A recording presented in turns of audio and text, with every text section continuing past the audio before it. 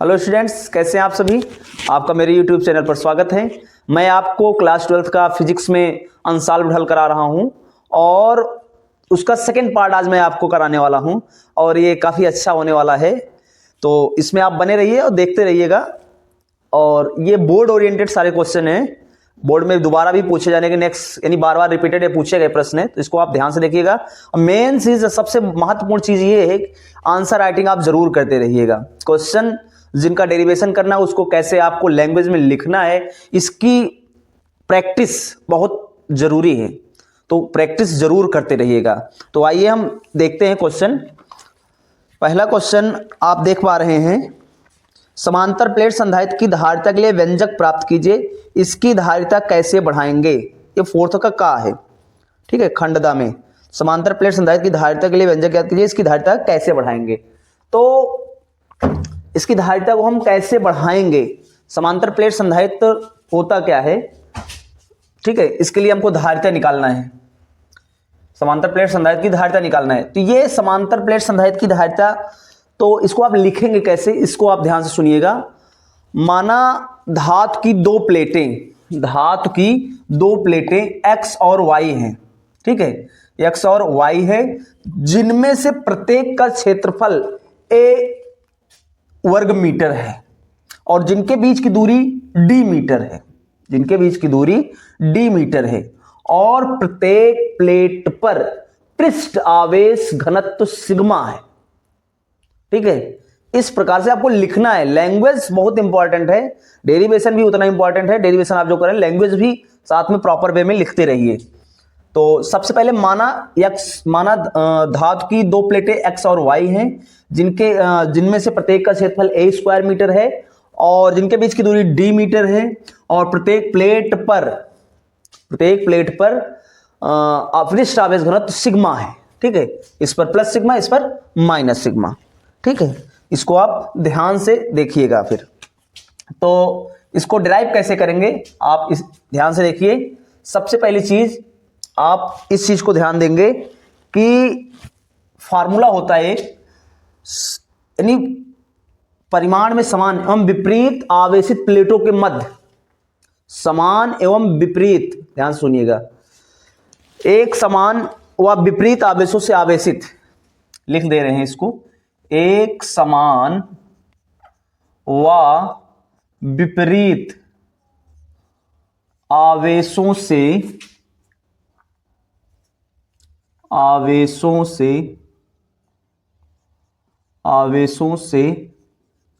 एक समान व विपरीत आवेशों से आवेशित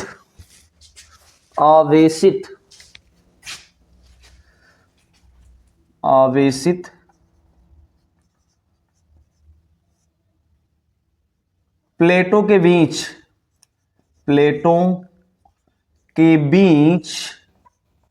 एक समान व विपरीत आवेशों से आवेशित प्लेटों के बीच वैद्युत क्षेत्र क्या होता है, E बराबर होता है, ध्यान से देखिएगा, ठीक है। जबकि इन प्लेटों के बीच में निर्वात या वायु है, इस चीज को आप ध्यान रखेंगे। इन प्लेटों के बीच में क्या है, निर्वात या वायु है। तो E नॉट बराबर क्या हो जाएगा, sigma upon epsilon nought, okay, sigma upon epsilon nought. Sigma क्या है, पृष्ठ आवेश घनत्व। We know that sigma is equal Q upon A होता है।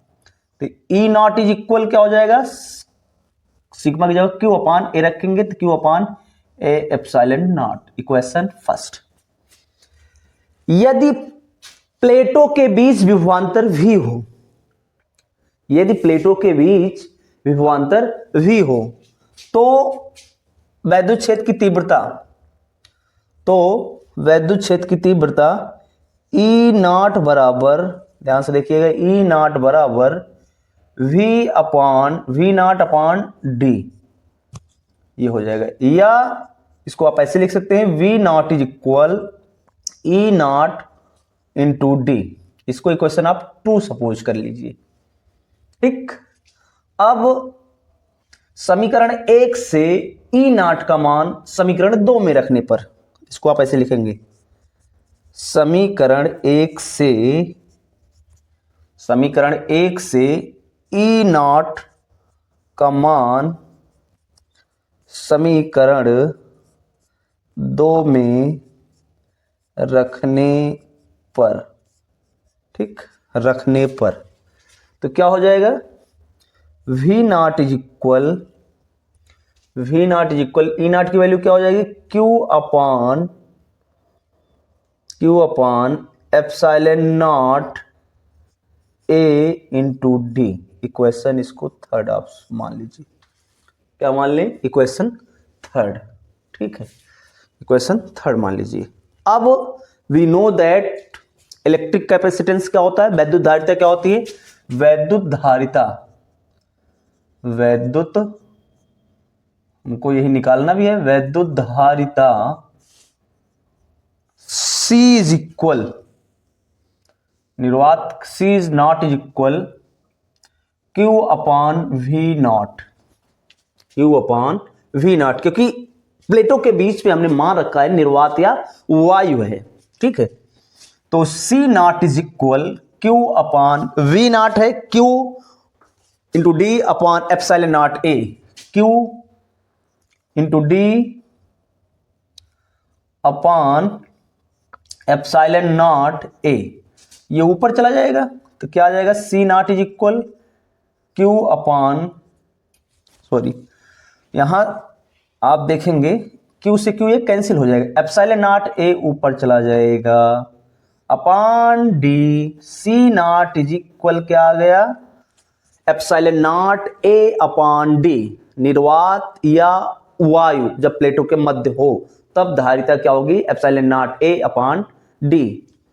यदि, अब यहां से आप एक चीज लिखेंगे, यदि प्लेटों के मध्य, यदि इन प्लेटों के मध्य के परावैक्तांक वाला माध्यम हो, फिर से सुनिएगा, यदि इन प्लेटों के मध्य के परावैक्तांक वाला माध्यम हो तो धारिता C is equal C not के होता है। तो क्या हो जाएगा, C is equal C not की वैल्यू यहां रख देंगे, क्या हो जाएगा, एप्सिलॉन नॉट A के अपॉन डी, एक ये भी होगा, यानी जब प्लेटों के मध्य के परावैक्तांक वाला माध्यम हो तब। अब इसी में एक पार्ट ये पूछ रखा था कि इसकी धारिता कैसे बढ़ाएंगे, इसका सेकंड पार्ट, इसकी धारिता आप कैसे इंक्रीज करेंगे, ठीक है। तो धारिता कैसे इंक्रीज करेंगे गाइस, ध्यान से देखिएगा स्टूडेंट्स, कैसे इंक्रीज होगी, C क्या है, C डायरेक्टली प्रोपोर्शनल है एरिया के, प्लेटों का क्षेत्रफल बढ़ा दें, ठीक है, ज्यादा एरिया कर दें, प्लेटों का क्षेत्रफल बढ़ा देंगे तो ज्यादा एक चार्ज क्या कर पाएगा, एक्युमुलेट कर पाएगा, ठीक है, तो उसकी धारिता क्या होगी, बढ़ जाएगी, ठीक है। नेक्स्ट क्या कर सकते हैं, प्लेटों के मध्य के परावैक्तांक वाला माध्यम,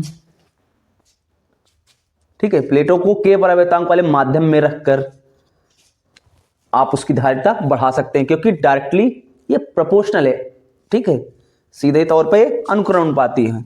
या थर्ड क्या कर सकते हैं, धारिता बढ़ाने का पहला, सेकेंड ये तरीका, थर्ड क्या है, प्लेटों के बीच की दूरी को घटा दें। ये तीन तरीकों से हम प्लेटों के बीच धारिता बढ़ा सकते हैं, ठीक। तो आप इसे नोट कर लेंगे गाइस।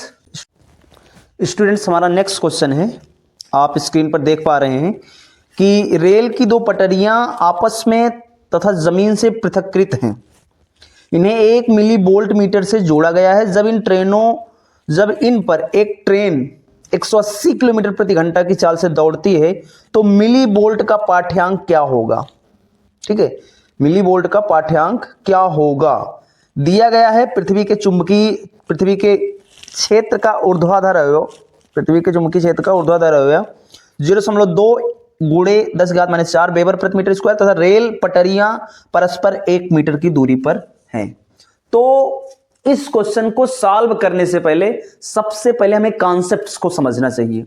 अगर है तो बिल्कुल इजी, लेकिन कॉन्सेप्ट्स को समझ रहेंगे तो आने वाले अन्य क्वेश्चन को भी हम हल कर पाएंगे बिल्कुल आसानी से। तो इसके लिए सबसे पहली चीज आप ये ध्यान रखिए, जब इंजन, ठीक है, जब इंजन पटरियों पर दौड़ता है, रेल की पटरियों पर जब इंजन दौड़ता है, ये हो गई रेल की पटरी। ठीक है, कुछ इस प्रकार से हम एक डायग्राम बना रहे हैं। रेल की ये पटरी हो गई, ठीक है, रेल की पटरी हो गई, और इन पर जब इंजन दौड़ता है, रेल की पटरियां ऐसे होती हैं, ठीक है, तो जब इंजन इस पर दौड़ता है, लिखा हुआ है इंजन दौड़ता है, तो आप पृथ्वी के चुंबकीय क्षेत्र के ऊर्ध्वाधर घटक, पृथ्वी के चुंबकीय क्षेत्र के ऊर्ध्वाधर घटक की फ्लक्स रेखाओं को काटता है। ऊर्ध्वाधर घटक मतलब पृथ्वी के चुंबकीय क्षेत्र का ऊर्ध्वाधर घटक, ये इन फ्लक्स रेखाओं को पृथ्वी के चुंबकीय क्षेत्र के ऊर्ध्वाधर घटक, ठीक है, ये पृथ्वी के चुंबकीय क्षेत्र के ऊर्ध्वाधर घटक को काटता है। जब इंजन जो है पटरियों पर दौड़ता है, पृथ्वी के चुंबकीय क्षेत्र के ऊर्ध्वाधर घटक को काटता है। ट्रेन इस प्रकार से चलेगी, और ठीक है, ट्रेन जो है इस प्रकार से चल रही है, ट्रेन कुछ इस प्रकार से ऐसे चल रही है ट्रेन क्षैतिज, और ऊर्ध्वाधर घटक जो पृथ्वी के चुंबकीय क्षेत्र का ऊर्ध्वाधर घटक कुछ इस प्रकार से, तो पृथ्वी के चुंबकीय क्षेत्र के ऊर्ध्वाधर घटक को क्या कर रही है, इंटरसेक्ट कर रही, काटती है, ठीक है, काटती है। तो उसकी धुरी के सिरों के बीच, उसकी धुरी के सिरों के बीच, यानी यहां से यहां इनके बीच एक विभवांतर प्रेरित हो जाता है, एक विभवांतर प्रेरित हो जाता है। इस चीज को आप ध्यान रखिएगा, विभवांतर प्रेरित हो जाता है। तो उसकी वैल्यू क्या होती है, उसकी वैल्यू होती है विभवांतर जो प्रेरित होता है, E बराबर या V बराबर, ठीक है, E बराबर होता है VBL। V क्या है, यहां पर V है वेग, B है चुंबकीय क्षेत्र, L है इनकी बीच की जो लंबाई है, B चुंबकीय क्षेत्र, पृथ्वी के क्षेत्र, पृथ्वी के चुंबकीय क्षेत्र का ऊर्ध्वाधर घटक है यहां पर इस क्वेश्चन के अकॉर्डिंग। अभी जो ट्रेन दौड़ रही है पटरियों पर, उसका वेग है, L है इन पटरियों के बीच की जो दूरी है, लंबाई, ठीक है। तो यहां पर आपको दिया गया क्या क्या गया है, इस सूत्र का उपयोग करेंगे। सबसे पहली चीज, इस सूत्र को हम कैसे, एक चीज और समझना पड़ेगा, इस सूत्र के लिए क्या हेडिंग है, इसको आप कैसे E बराबर VBL याद रखेंगे, लेकिन इसको कहां पर उपयोग करेंगे, यहां पर इसे प्रेरित विभवांतर प्रेरित हो जाता है, इस केस में यूज करेंगे। या इसके लिए हम कैसे हेडिंग बोलेंगे कि एक समान चुंबकीय क्षेत्र में, एक समान चुंबकीय क्षेत्र में ऋजुरेखीय मार्ग पर गतिशील चालक के सिरों के मध्य, ठीक है, चालक के सिरों के मध्य, ठीक है, चालक के सिरों के मध्य उत्पन्न विभवांतर या प्रेरित विद्युत वाहक बल, एक समान चुंबकीय क्षेत्र में गतिशील ऋजुरेखीय चालक, एक समान चुंबकीय क्षेत्र में गतिशील ऋजुरेखीय चालक के सिरों के बीच प्रेरित विद्युत वाहक बल, T बराबर VBL, ये इसके लिए सूत्र होगा। यहां पर दिया क्या गया है, ध्यान से देखिएगा, यहां पर दिया गया है वेग, जो दिया गया है 180 किलोमीटर पर आवर, ठीक है। तो MKS पद्धति में सारा कुछ कैलकुलेशन हमें करना है, तो ये हो जाएगा 5/18 दहम्मा 180 10 × 50 मीटर प्रति सेकेंड, ये वेलोसिटी आ गई, ठीक है। और क्या इसमें दिया गया है, जो चुंबकीय क्षेत्र दिया गया है, पृथ्वी के चुंबकीय क्षेत्र का ऊर्ध्वाधर घटक दिया गया है 0.2 × 10⁻⁻⁴ वेबर प्रति मीटर स्क्वायर, ठीक, ये दिया गया है। और क्या दिया गया, पटरियों के बीच की दूरी दी गई है, L = यहां पर दिया गया है, L = 1 मीटर दिया गया है, ठीक। अब ये सारी वैल्यू इस सूत्र में आप रख देंगे। तो E बराबर क्या होगा, V कितना है, V हो गया 50, B कितना है 0.2 × 10⁻⁻⁴, L कितना है 1, हल कर लेंगे, इसको कैलकुलेट करेंगे, कितना आ जाएगा, ये आ जाएगा 5 दूना 10, 10⁻³ वोल्ट, ठीक। इसको ऐसे लिख सकते हैं 1 मिली वोल्ट भी लिख सकते हैं, ये आपका आंसर हो जाएगा, ठीक। इस कॉन्सेप्ट को आप जरूर ध्यान रखिए, इस कॉन्सेप्ट को जरूर आप ध्यान रखेंगे, बहुत ही इंपॉर्टेंट है, मैं बिल्कुल इस पर फोकस कर रहा हूं, आप ये समझिए, जरूर ध्यान रखें। हमारी नेक्स्ट डिफिनीशन है तरंगाग्र। तरंगाग्र क्या होता है, तो सबसे पहले आप ये देखिए तरंगाग्र किसे कहते हैं, साइड में आप डेफिनेशन भी देख पा रहे होंगे। तो तरंगाग्र जो होता है किसी माध्यम में खींचा गया कोई ऐसा पृष्ठ जिस पर स्थित सभी कण, किसी माध्यम में खींचा गया कोई ऐसा पृष्ठ जिस पर स्थित सभी कण कंपन की समान कला में, ठीक, तो ऐसा पृष्ठ क्या कहलाएगा, तरंगाग्र कहलाता है। जैसे ये तरंग का कोई स्रोत है और यहां से कुछ इस प्रकार से ये वेव्स निकली, यहां से कुछ इस प्रकार से, फिर यहां से कुछ इस प्रकार से, यहां से कुछ इस प्रकार से, ठीक है। मैं कोई जलीय जीव नहीं बना रहा हूं, नहीं आप समझे जलीय जीव। तो ये क्या है, एक प्रकार से ये वेव है, ये क्या हो गया इसका शीर्ष। फिर यहां पर ध्यान देंगे ये भी क्या हो गया इसका शीर्ष, यानी श्रृंग जिसको बोलते हैं, ये क्या हो गया श्रृंग हो गया। यहां पर ये क्या हो गया श्रृंग हो गया, कुछ इस प्रकार से, ठीक है। तो यानी तात्पर्य है, यानी आपको हमने बताया कि किसी माध्यम में खींचा गया कोई ऐसा पृष्ठ जिस पर स्थित सभी कण कंपन की समान कला में, सपोज करिए सब श्रृंग है और इनको मिलाने पर जो एक तरंगाग्र बन रहा है, ये गोलीय तरंगाग्र है। इसका स्रोत क्या है, ये पॉइंट सोर्स, तो ये गोलीय तरंगाग्र, यानी ये सभी कंपन की समान कला में, यानी सभी को हम ये सपोज कर रहे हैं इनकी स्थिति जो है इन कणों की श्रृंग पर है, ठीक। तो ये तरंगाग्र की डेफिनेशन होती है। साइड वाली डेफिनेशन भी आप लिख सकते हैं, जो मैंने आपको बोला वो भी आप लिख सकते हैं, ठीक, नोट कर लेंगे। देखिए यहां पर हाइगेंस के तरंग सिद्धांत के आधार पर परावर्तन, प्रकाश के परावर्तन की व्याख्या करना है। ये बोर्ड के एग्जाम में कई बार पूछा गया है और दोबारा भी कई बार ये पूछे जाने की संभावना है, तो इसको स्टूडेंट्स आप ध्यान से देखिएगा। आइए इसको देखते हैं। सबसे पहले आप इसका चित्र विधिवत बनाना सीख लेंगे, क्योंकि चित्र आपको समझ में आ गया एक बार तो ये क्वेश्चन सॉल्व हो जाएगा।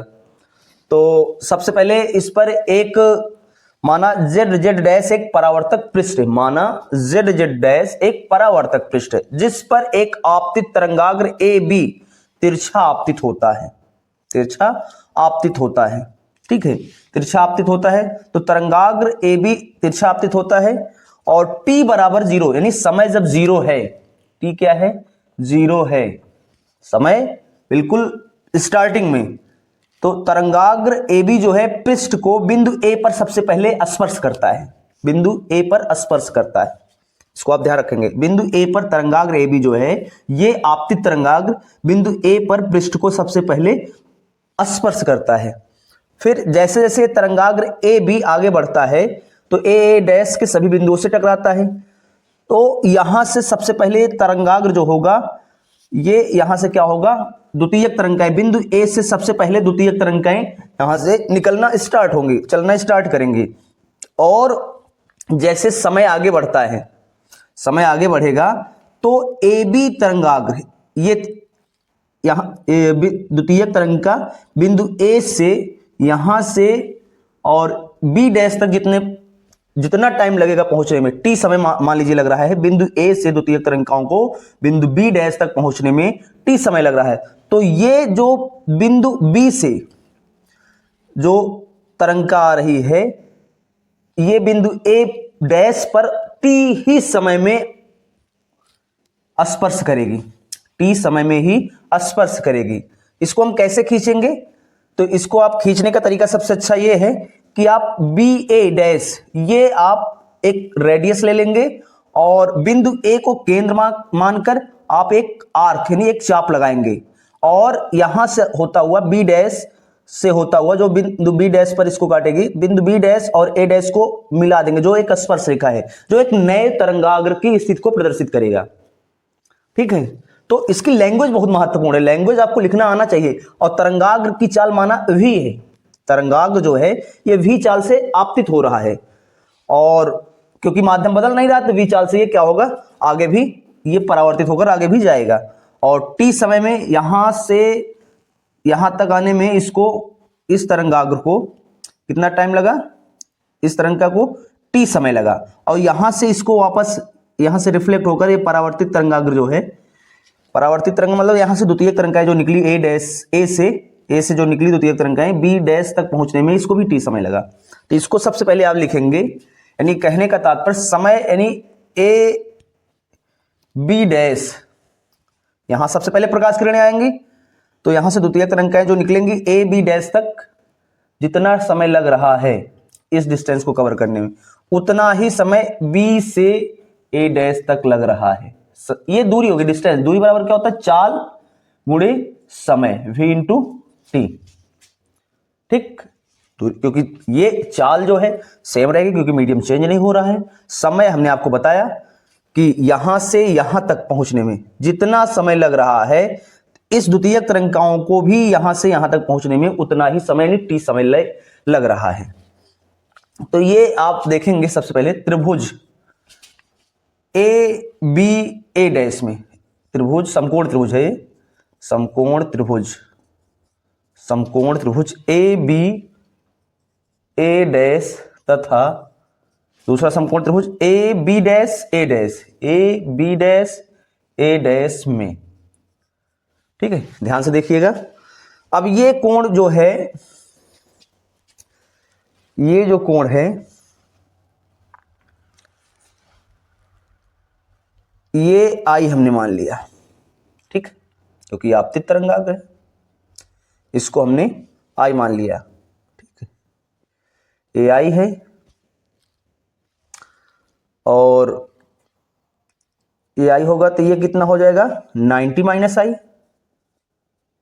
90 माइनस आई, क्योंकि टोटल 90 ए आई है तो ये 90 माइनस आई।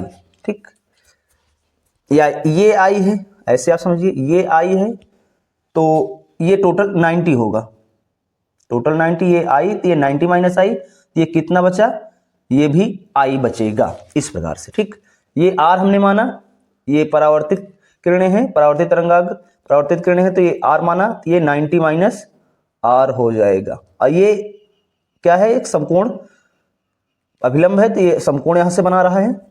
ठीक है, समकोण बना रहा है तो ये क्या हो जाएगा, ये 90 माइनस आर, और 90 में से 90 माइनस आर घटाएंगे तो ये आर आ जाएगा, ये इतना। तो इस प्रकार से इसको आप निकाल सकते हैं। ठीक है, नहीं समझ में आया हो तो एक बार मैं इधर करके आपको दिखा दे रहा हूं।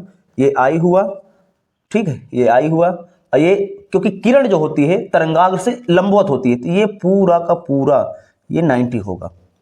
ठीक है, तो ये आई हुआ तो ये कितना बचेगा, पूरा 90 है, ये आई है तो ये 90 माइनस आई हो जाएगा। ठीक, अब ये पूरा क्या है, ये भी एक परपेंडिकुलर है, अभिलंब है तो इससे परपेंडिकुलर होगा, तो ये 90 माइनस आई, यानी 90 माइनस आई। ठीक है, तो ये कितना बचेगा, 90 में से 90 माइनस आई सब्ट्रैक्ट कर देंगे, घटा देंगे। ठीक है, तो ये हो जाएगा 90 माइनस 90 प्लस आई, इस प्रकार से ये आई आ जाएगा। ठीक है, इसको आप ऐसे लिख लेंगे।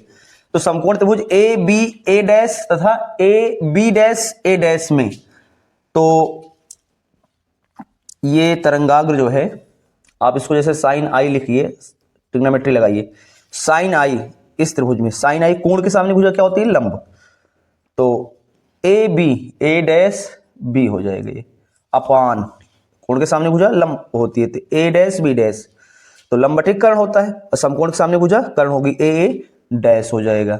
ठीक है, इक्वेशन 1। ठीक है, साइन आर क्या हो जाएगा, इस दूसरे त्रिभुज में देखेंगे, साइन आर क्या हो जाएगा, ए बी डैश हो जाएगा, लंब बटे कर्ण ए डैश, समीकरण 2 हो गया। ठीक है, अब समीकरण 1 को 2 से भाग करने पर, समीकरण 1 डिवाइडेड बाई समीकरण 2, तो क्या आ जाएगा, मैं यहां लिख दे रहा हूं, तो ये हो जाएगा sine i upon sine r, इधर A dash B upon A dash, पूरे का अपान क्या हो जाएगा, A B dash upon A dash.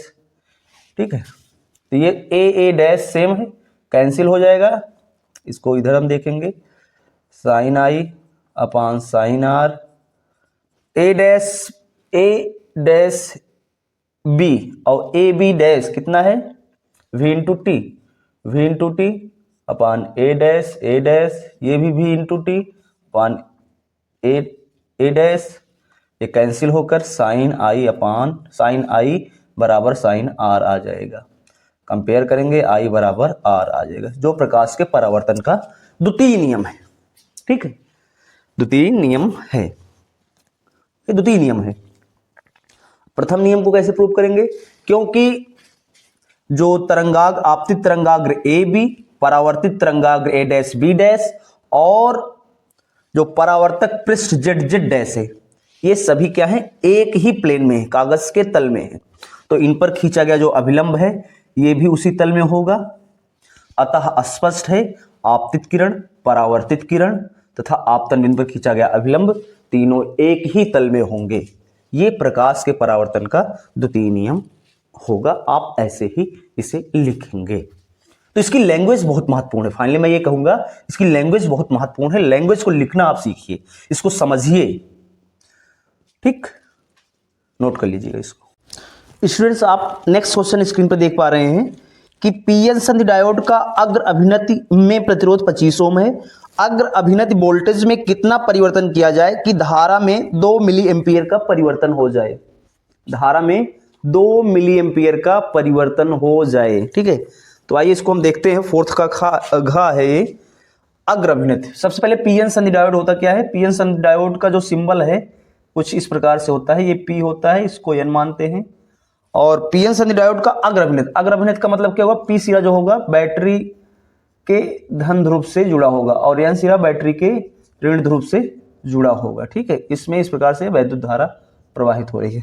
आगे क्या कह रहा है इसमें क्वेश्चन में आगे बात कर रहा है कि अग्र अभिनति में 25 ओम का प्रतिरोध है। यहां पर हम एक रेजिस्टेंस ऐड कर दे रहे हैं क्योंकि क्वेश्चन में दे रखा है 25 ओम का प्रतिरोध जुड़ा है। ठीक, 25 ओम का प्रतिरोध है। अग्र अभिनति वोल्टेज में कितना परिवर्तन किया जाए कि धारा में 2 मिली एम्पियर का परिवर्तन हो जाए? यानी यहां पर R जो दिया गया है 25 ओम दिया गया है।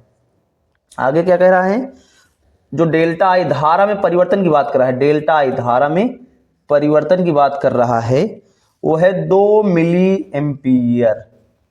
2 मिली एम्पियर। ठीक है, 2 मिली एम्पियर परिवर्तन, धारा परिवर्तन। इसमें निकालना क्या है? अग्र अभिनति वोल्टेज में परिवर्तन, वोल्टेज में परिवर्तन, ये चीज निकालना है। ठीक, इसका आप ऐसे डायग्राम बना लेंगे, इसका फिगर आप बना लेंगे, चित्र से समझेंगे। ये अग्र अभिनति है। ठीक है, अग्र अभिनति में क्या होता है? धारा प्रबल रूप से प्रवाहित होती है, यानी प्रबलतम इसमें वैद्युत धारा का प्रवाह होता है। ठीक है, तो इस चीज को आप ध्यान रखेंगे। नेक्स्ट, अब इसको सॉल्व करना है तो ओम का नियम लगा देंगे। बेसिकली ओम का नियम क्या होता है? ओम का नियम होता है V बराबर आई आर। तो डेल्टा I इंटू आर, ये फार्मूला लगाएंगे। ये परिवर्तन कितना होगा ये हमें निकालना है। डेल्टा I कितना हो गया? 2 मिली एम्पियर। प्रतिरोध कितना है? 25 ओम। 25 दूना 50 मिली। ठीक है, 25 दूना 50 मिली का मतलब 10 घात -3। और वोल्टेज है, वोल्टेज की बात कर रहा है तो वोल्ट में लिखा जाएगा। ठीक, कुछ ऐसे आप लिख सकते हैं, कोई दिक्कत नहीं। या इसको और आप सिंप्लीफाई करके 5 × 10⁻² वोल्ट लिख दीजिए। ठीक, यही आंसर हो जाएगा। ठीक, कोई दिक्कत नहीं, दशमलव भी चेंज कर सकते हैं। तो ये छोटा सा क्वेश्चन है, 3 नंबर का है। ठीक, नोट कर लें। स्टूडेंट्स, हमारा नेक्स्ट क्वेश्चन है वाटहीन धारा से क्या अभिप्राय है? 15 माइक्रोफैरड का एक संधारित्र 220 वोल्ट 50 हर्ट्ज के एसी स्रोत से जोड़ा गया है। परिपथ का प्रतिघात तथा प्रत्यावर्ती धारा का वर्ग माध्य मूल मान ज्ञात कीजिए। ये क्वेश्चन है, आप देख पा रहे हैं स्क्रीन पे। तो सबसे पहला पार्ट इसका वाटहीन धारा यानी वाटलेस करंट क्या होता है? ठीक है, वाटलेस करंट होता क्या? वाटलेस करंट, तो आप साइड में डेफिनेशन भी देख पा रहे होंगे। मैं थोड़ा आपको ओरल भी इसको समझा दे रहा हूं कि जब प्रत्यावर्ती परिपथ में केवल प्रेरकत्व या केवल संधारित्र हो, प्रतिरोध शून्य हो, ठीक, केवल प्रेरकत्व हो, जब प्रत्यावर्ती परिपथ में केवल संधारित्र या केवल प्रेरकत्व लगा हो, तो परिपथ में बहने वाली धारा जो है उसके लिए जो औसत शक्ति क्षय है, ठीक है। औसत शक्ति क्षय जो है वो क्या है, शून्य है। औसत शक्ति क्षय ये 0 है, औसत शक्ति क्षय जो है वो शून्य है। तो जो धारा बह रही परिपथ में उसे कहा जाएगा वाटहीन धारा, ठीक है। नहीं, जब फिर सुनिएगा, फिर से आप इसको सुनिएगा। प्रत्यावर्ती परिपथ में, जब प्रत्यावर्ती परिपथ में केवल संधारित्र या प्रेरकत्व लगा हो और प्रतिरोध शून्य हो, इसमें प्रतिरोध शून्य हो, ठीक है, प्रतिरोध शून्य, ब्रैकेट में आप लिख देंगे R = 0, प्रतिरोध शून्य हो तो औसत शक्ति क्षय जो होता है वो शून्य होता है। तो औसत शक्ति क्षय शून्य होता है तो बहने वाली धारा क्या कहलाती है, वाटहीन धारा कहलाती है, वाटलेस करंट। साइड में आप देख पा रहे हैं, लिख लीजिएगा इसकी डेफिनेशन, छोटी सी डेफिनेशन है। अब इसमें कर आप जो इसका नेक्स्ट पार्ट है, जो न्यूमेरिकल पार्ट है, 15 माइक्रोफैराड का एक संधारित्र, 15 माइक्रोफैराड का एक संधारित्र 220 वोल्ट 50 हर्ट्ज के एसी स्रोत से जोड़ा गया है। प्रत्यावर्ती परिपथ का प्रतिघात और प्रत्यावर्ती धारा का वर्ग माध्य मूल मान ज्ञात कीजिए, ठीक है। तो चित्र इसका बना लेंगे। ये हो गया संधारित्र, ये 15 माइक्रोफैराड का है, प्रत्यावर्ती स्रोत से हमने इसको जोड़ दिया है, ठीक है। ये 15 माइक्रोफैराड का संधारित्र है, ठीक, 15 माइक्रोफैराड का संधारित्र है, ठीक। और इसको हमने 220 वोल्ट 50 हर्ट्ज एसी स्रोत से जोड़ दिया है, ठीक है। परिपथ का प्रतिघात यानी धारतीय प्रतिघात क्या निकालना है, धारतीय प्रतिघात यानी XC ये निकालना है। और प्रत्यावर्ती धारा का वर्ग माध्य मूल मान IRMS ये चीज हमें निकालनी रहेगी, ठीक। तो आइए इसको हम देखते हैं। सबसे पहली चीज आप ये समझिए, सामान्यता जो मैं बोल रहा हूं इस पर आप ध्यान दीजिएगा, पूरा फोकस करिएगा। सामान्यता परिपथ में बहने वाली धारा जो होती है वो क्षणिक धारा होती है, ठीक है, यानी इंस्टेंटेनियस करंट होता है। बट जब हम कैलकुलेशन करते हैं, कैलकुलेशन लेते हैं तो वहां पर RMS वैल्यू लेते हैं, ठीक, इसे आप ध्यान रखेंगे, ठीक। तो अभी हम कैलकुलेशन करेंगे तो यहां पर सबसे पहले XC निकालना है। XC बराबर क्या होता है, धारतीय प्रतिघात। XC बराबर, मैं इसे इधर सॉल्व कर दे रहा हूं, XC बराबर होता है 1/ωc, ठीक। ओमेगा क्या होता है 2πf फ्रीक्वेंसी, C क्या है धारिता, 1/2π की वैल्यू 3.14, फ्रीक्वेंसी 50 हर्ट्ज, धारिता 15 माइक्रोफैराड, माइक्रो मतलब 10⁻⁻⁶, ठीक, रख देंगे। इसको सॉल्व करेंगे, जो आंसर आने वाला है इसमें, इसको सॉल्व करने पे आप जो आंसर आएगा ये 212.3 ओम आएगा। आप सॉल्व कर लीजिएगा, यही आएगा कंफर्म, ठीक। और अगला इसमें है IRMS निकालना है, IRMS निकालना है। तो IRMS आप कैसे निकालेंगे, ध्यान से देखिए इसको। IRMS आप निकालेंगे, हम जानते हैं कि V बराबर IR होता है, ठीक है, एक प्रकार का ये प्रतिरोध है, तो V बराबर ओम के नियम से V बराबर IR होता है।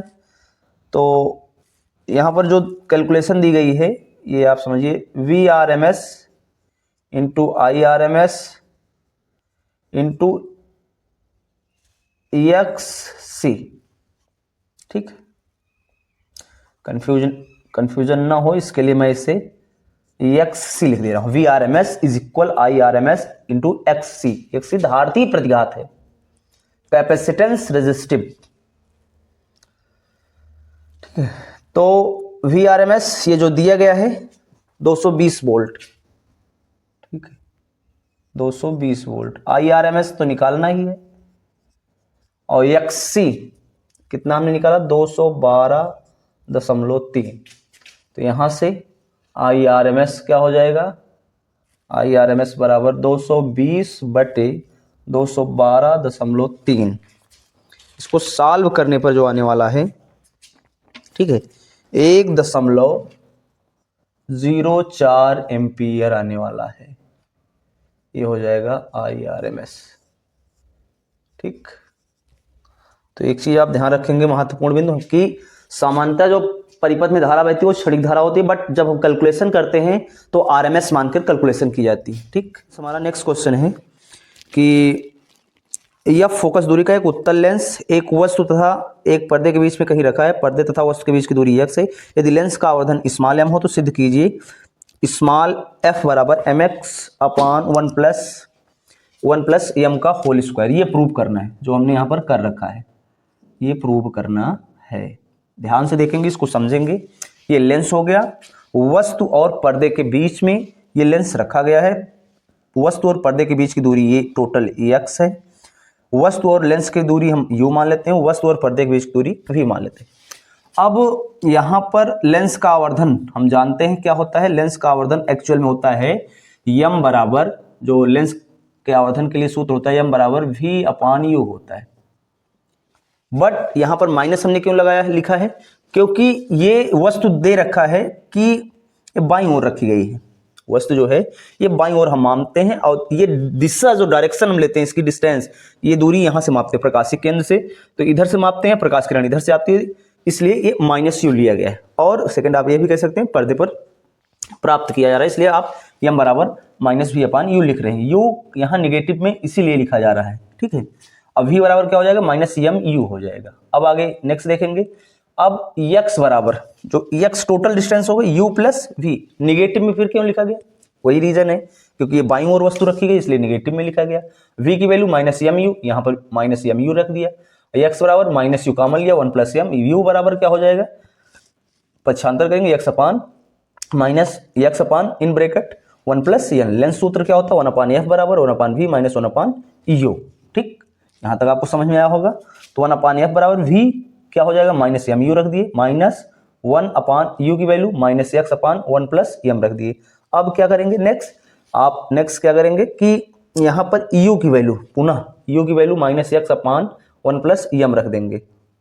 इतना करने के बाद उसके बाद 1/f बराबर, यहां पर x/1 + m, x/1 + m हमने लिख दिया।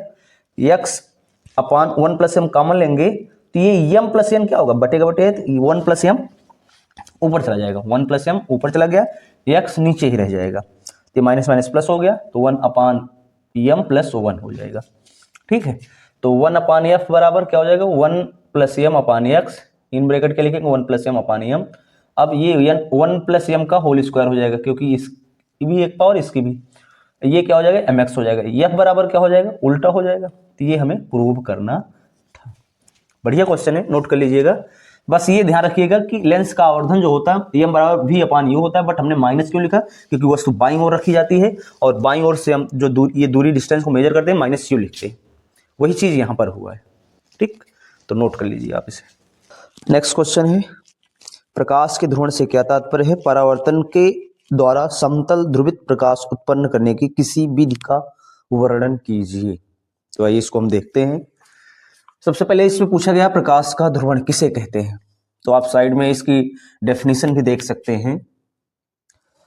तो प्रकाश का ध्रुवण जो होता है, जब किसी अध्रुवित प्रकाश को टूरमैलीन क्रिस्टल से गुजारा जाता है तो प्रकाश के वैद्युत वेक्टर के कंपन एक दिशा में सीमित हो जाते हैं। इस घटना को प्रकाश का ध्रुवण कहते हैं।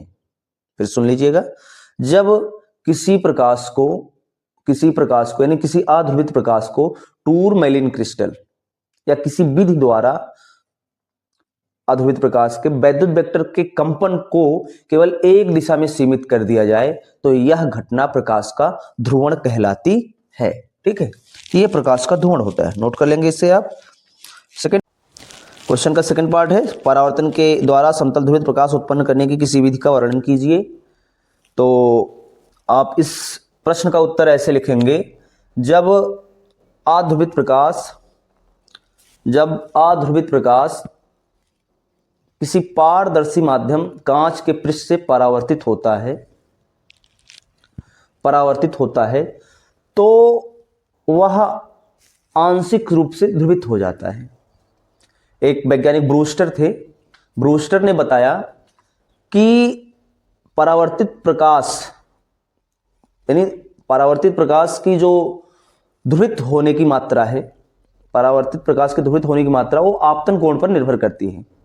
इसके आगे उन्होंने बताया कि एक विशेष आपतन कोण के लिए परावर्तित प्रकाश पूर्णतया समतल ध्रुवित हो जाता है, पूर्णतया। और जो इसके कंपन के तल होते हैं, यानी समतल ध्रुवित प्रकाश, जो परावर्तित समतल ध्रुवित प्रकाश है, इसके कंपन जो है ये आपतन तल के लंबवत होते हैं।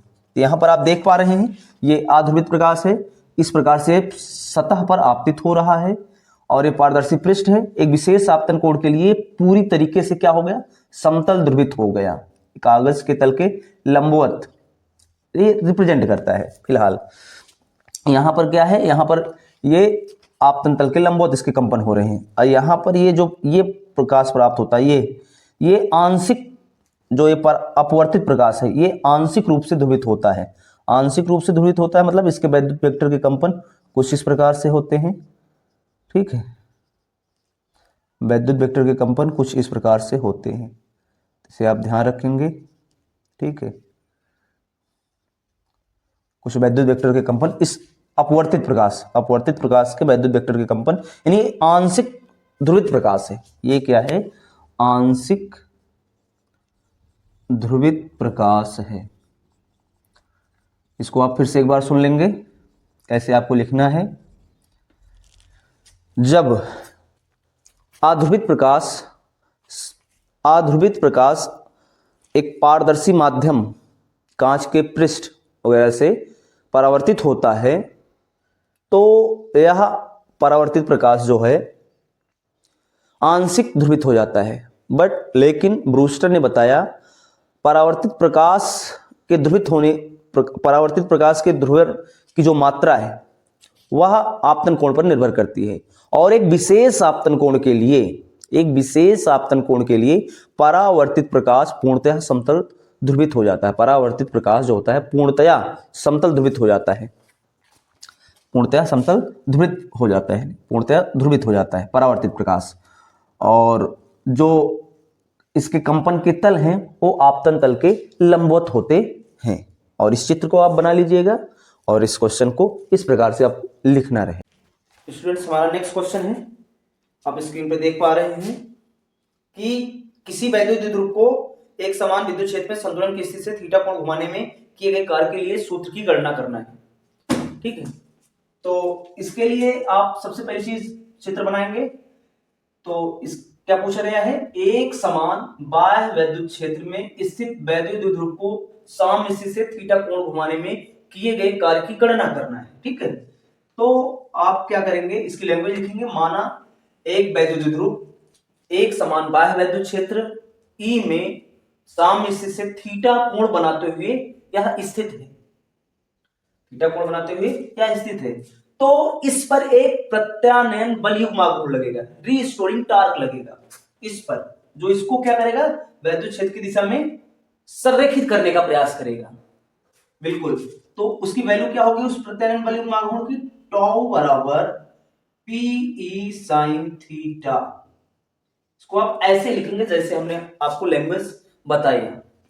इसकी प्रैक्टिस करिए, थोड़ा अभ्यास करिएगा तो हो जाएगा। तो टाउ बराबर पी साइन थीटा, ये सेकंड। अब इसे मान लेते हैं, माना इस वैद्युत द्विध्रुव को वैद्युत क्षेत्र की दिशा से अनंत सूक्ष्म कोणीय विस्थापन डी थीटा घुमाने में किया गया कार्य, ठीक है, डी थीटा घुमाने में किया गया कार्य। इस वैद्युत द्विध्रुव को वैद्युत क्षेत्र की दिशा से यानी थीटा से डी थीटा घुमाने में किया गया कार्य। तात्पर्य यह है कि अनंत सूक्ष्म कोणीय विस्थापन घुमाने में किया गया कार्य, इसको किस डायरेक्शन में घुमा रहे हैं, एंटी क्लॉकवाइज, जिसे हम इसको डी थीटा अनंत सूक्ष्म कोणीय विस्थापन डी थीटा घुमा रहे हैं, तो किया गया कार्य की गणना करेंगे। तो डी थीटा घुमा रहे हैं, तो अगर हम सूक्ष्म अनंत सूक्ष्म कोणीय विस्थापन कर रहे हैं, सूक्ष्म कोण इस कार्य भी सूक्ष्म होगा, उसको हम डी डब्ल्यू लिखेंगे। डी डब्ल्यू बराबर क्या होता है, टाउ डी थीटा, ये होता है। इस सूत्र पर हम रखेंगे। यहाँ पर टाउ की वैल्यू क्या है, पी साइन थीटा, तो डी डब्ल्यू बराबर क्या हो जाएगा, टाउ की जगह पर क्या रखेंगे, पी ई साइन थीटा और डी थीटा, ठीक है, ये लिख लेंगे। उसके बाद इस वैद्युत द्विध्रुव को मान लेंगे कि वैद्युत द्विध्रुव को थीटा 1 से थीटा 2 तक घुमाने में किया गया कार्य। क्या लिखेंगे, वैद्युत द्विध्रुव को क्षेत्र की दिशा से, इस वैद्युत क्षेत्र की दिशा से थीटा 1 से थीटा 2 घुमाने में किया गया कार्य। इसके लिए आप क्या कर लेंगे, इंटीग्रेशन कर लेंगे। इसका इंटीग्रेशन क्या हो जाएगा, डब्ल्यू हो जाएगा, इधर पीई कांस्टेंट बाहर करेंगे, इंटीग्रेशन थीटा 1 से theta 2 sine theta D theta, ठीक है। पीई साइन थीटा का समाकलन क्या होगा, minus cos theta, lower limit theta 1 upper limit theta 2। अब सिंबल यहां पर जो नेगेटिव है इसको आप बाहर करेंगे, माइनस पीई, ठीक है, upper limit cos theta 2 minus cos theta 1। अब इसको आपको पॉजिटिव में अगर आप लिखना चाहते हैं तो इसको लिखेंगे पीई माइनस का इंटू कर देंगे, क्या हो जाएगा ये cos theta 1 minus cos theta 2, ये आ गया वर्क डन। पूछ क्या रखा है, सामनिश्चित से थीटा कोण घुमाने में किया गया कार्य। सामनिश्चित से यानी थीटा 1 बराबर 0 डिग्री, थीटा 2 बराबर थीटा घुमाने में किया गया कार्य। यहां पर वैल्यू रखेंगे, W बराबर क्या हो जाएगा, पीई cos थीटा 1 कितना है 0 डिग्री माइनस थीटा 2 कितना है थीटा, तो PE cos 0 value 1 minus cos theta, ये W बराबर ये आ जाएगा। यानी वैद्युत एक समान बाह्य वैद्युत क्षेत्र में वैद्युत द्विध्रुव को साम स्थिति से थीटा कोण घुमाने में किया गया कार्य, उसके लिए ये फार्मूला आएगा। इसकी लैंग्वेज, सबसे पहले आप लैंग्वेज कैसे लिखेंगे एक बार मैं थोड़ा सा रिपीट कर देता हूं जल्दी से। तो माना एक वैद्युत द्विध्रुव एक समान बाह्य वैद्युत क्षेत्र ई में थीटा कोण बनाते हुए साम्य स्थिति से स्थित है। फिर से सुन लीजिएगा, माना एक वैद्युत द्विध्रुव एक समान बाह्य वैद्युत क्षेत्र ई में थीटा कोण बनाते हुए स्थित है, ठीक है, थीटा कोण बनाते हुए स्थित है। तो इस वैद्युत द्विध्रुव पर वैद्युत क्षेत्र की दिशा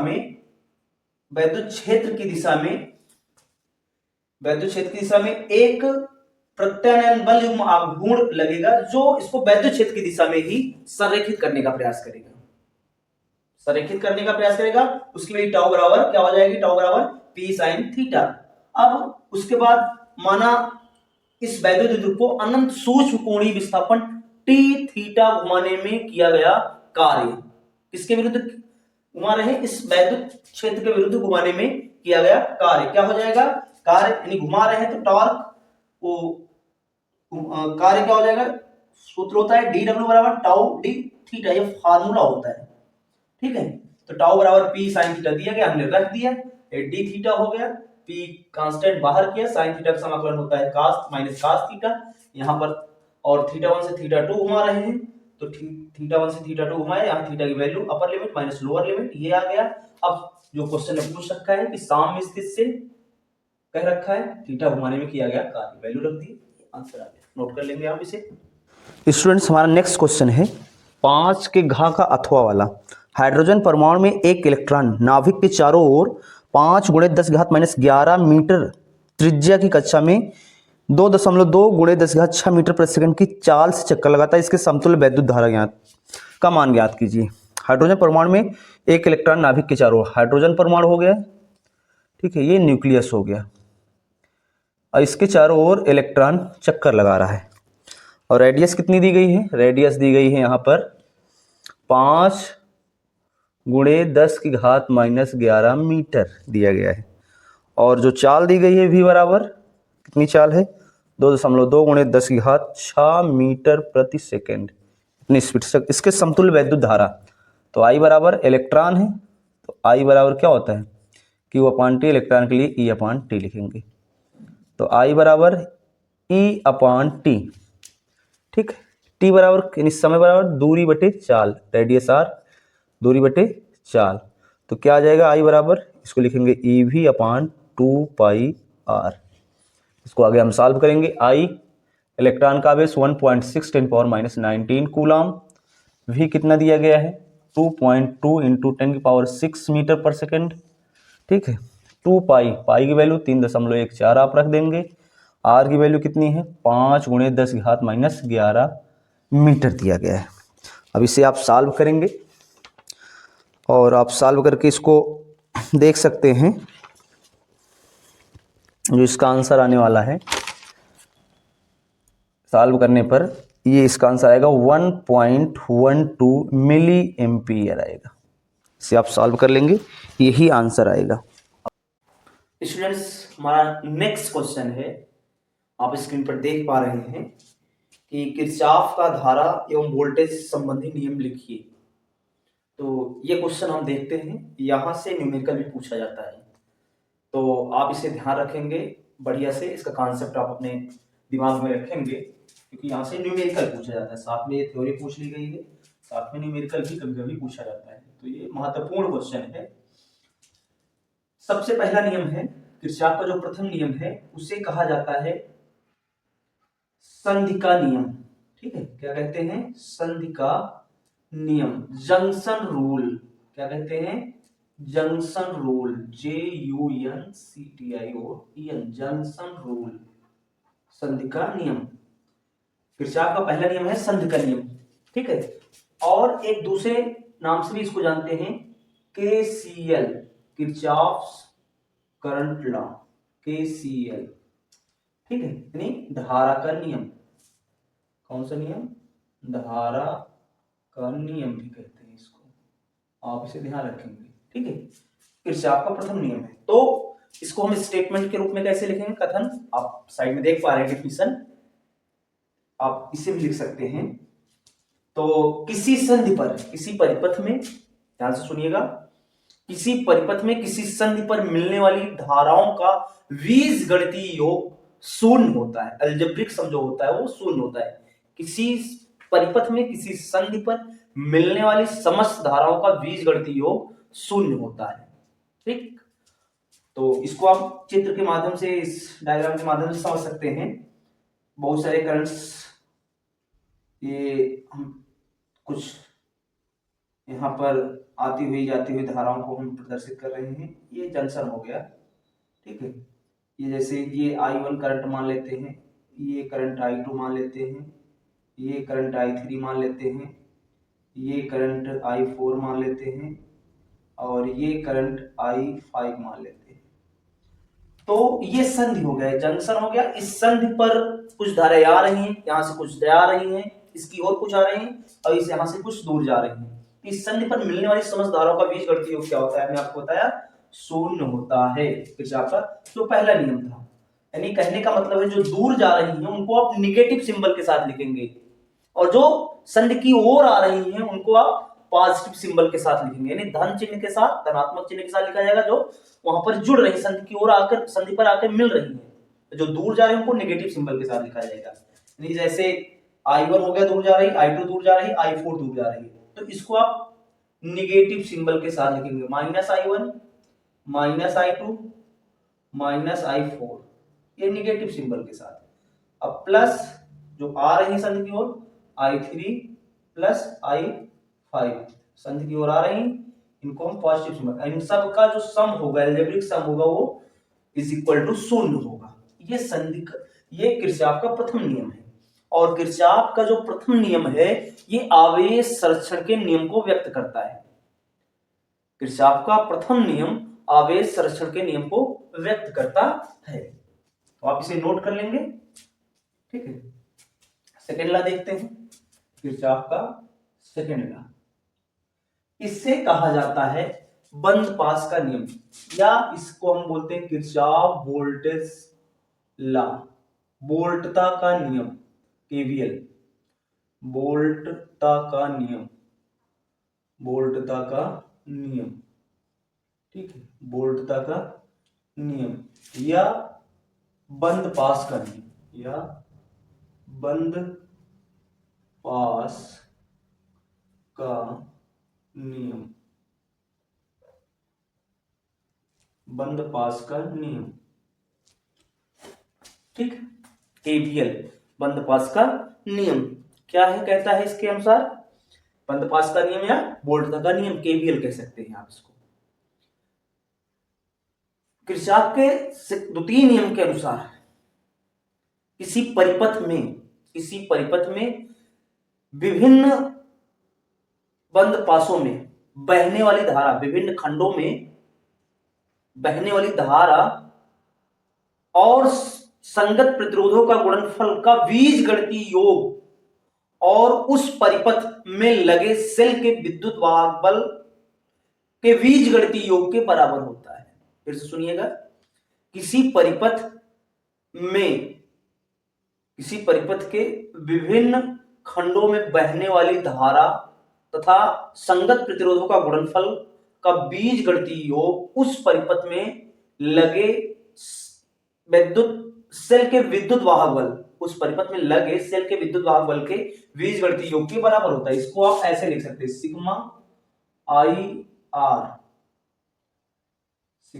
आर इज इक्वल सिग्मा ई, ठीक। ये किरचॉफ का फर्स्ट लॉ, सेकंड लॉ है। यहां पर एक चीज हम बताना भूल गए, इसको सिग्मा आई इक्वल 0 ऐसे भी लिख सकते हैं। किरचॉफ का first law Kirchhoff current law है, ठीक है। इसको सिग्मा आई इक्वल 0 भी आप लिख सकते हैं। यहां पर इसको क्या लिख सकते हैं, sigma I R equal sigma ई लिख सकते हैं इसको, ठीक है।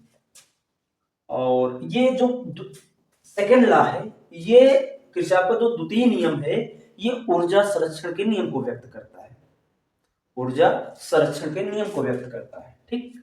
इसको हम एक फिगर के माध्यम से थोड़ा सा इसका कॉन्सेप्ट हम जान लेंगे, जरूरी है इसका कॉन्सेप्ट जानना।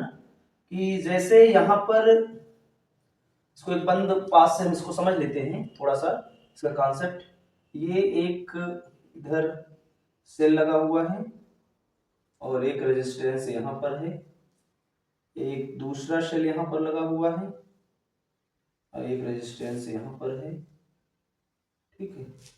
एक बंद पास है, यहां पर एक रेजिस्टेंस लगा हुआ है, ठीक है। रेजिस्टेंस इसे मान लेते हैं E1, इसे मान लेते हैं E2, इस सेल प्रतिरोध R1, प्रतिरोध R2, प्रतिरोध R3 हो गया। यहां से सपोज कर लेते हैं धारा I1 निकली, यहां से सपोज कर लेते हैं धारा I2 निकली, यहां से I1 जाएगी, इधर से I2, इसमें मान लेते हैं धारा जो करंट इसमें फ्लो हो रहा है इस वाले पास में, इसमें I3 करंट फ्लो हो रहा है। यहाँ से I3 जाएगी धारा, इधर I2 और वापस ही उतनी धारा यहाँ पर I1 चली। तो ये कॉन्सेप्ट इसको हम समझ रहे हैं, इस पर बेस न्यूमेरिकल भी पूछ लिए जाते हैं, इसको हम थोड़ा डिटेल में समझ ले रहे हैं। बाकी आप जितना हमने आपको बताना था, जितना आपको बोर्ड के एग्जाम में लिखना था, ये सफिशिएंट है। इसका थोड़ा कॉन्सेप्ट हम देख ले रहे हैं। तो जैसे ये बंद पास ये हो गया, ठीक। मान लेते हैं इसको A, ये B, ये C, ये D, इसको हम E, इसको F, ठीक। तो लिख लेंगे, थोड़ा सा इसको ध्यान देंगे, इस पर बेस्ड न्यूमेरिकल पूछे जाते हैं, तो इस कॉन्सेप्ट को इसको समझ लेंगे। बंद पास इसको आप समझ लेंगे, बंद पास का नियम यहां से लिखेंगे।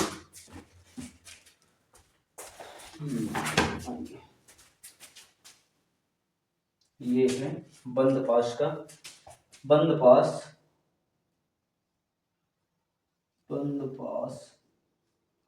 Close loop A B E F A में, A B E F A में जहां से आपने स्टार्ट किया वहां तक वापस पुनः लौट के जाएंगे, तो ये क्या हो जाएगा, क्लोज पाथ हो जाएगा, बंद पास हो जाएगा।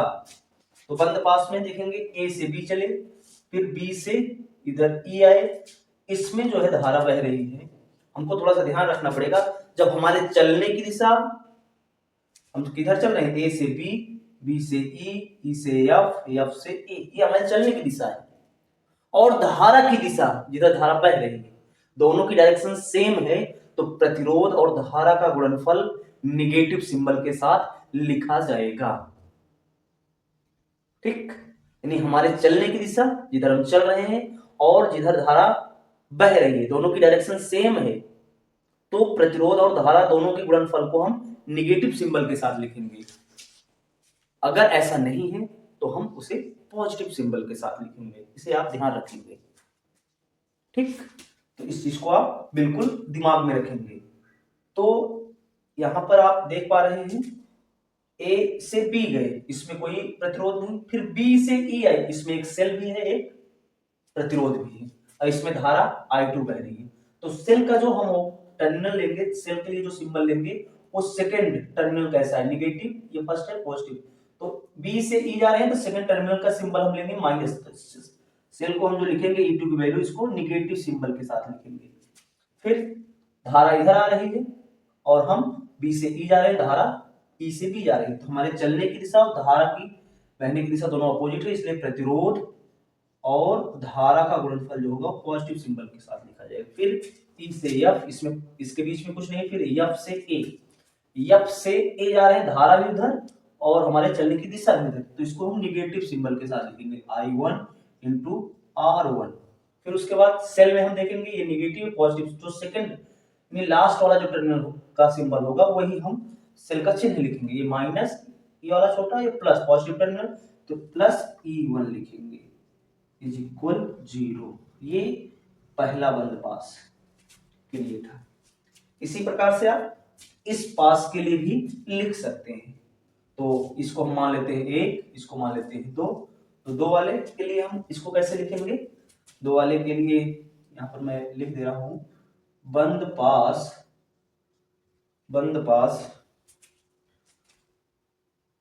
BC DE B में, ठीक है। B से C से D, D से E से B हम चल रहे हैं, ठीक है।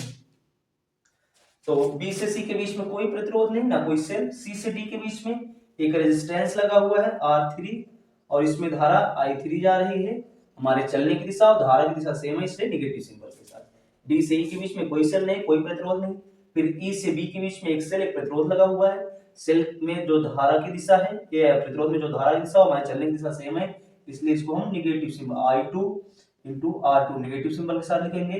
फिर सेल का जो सेकंड टर्मिनल है पॉजिटिव है, लास्ट वाला टर्मिनल पॉजिटिव है, इसलिए सेल का सिंबल हम पॉजिटिव लेंगे बराबर 0। ठीक है, तो ये किरचॉफ का प्रथम नियम है और ये किरचॉफ का द्वितीय नियम है। ठीक है, और ये किरचॉफ का जो प्रथम नियम है, ये आवेश संरक्षण के नियम को व्यक्त करता है और द्वितीय नियम जो है ऊर्जा संरक्षण के नियम को व्यक्त करता है। तो आप इसे नोट कर लेंगे।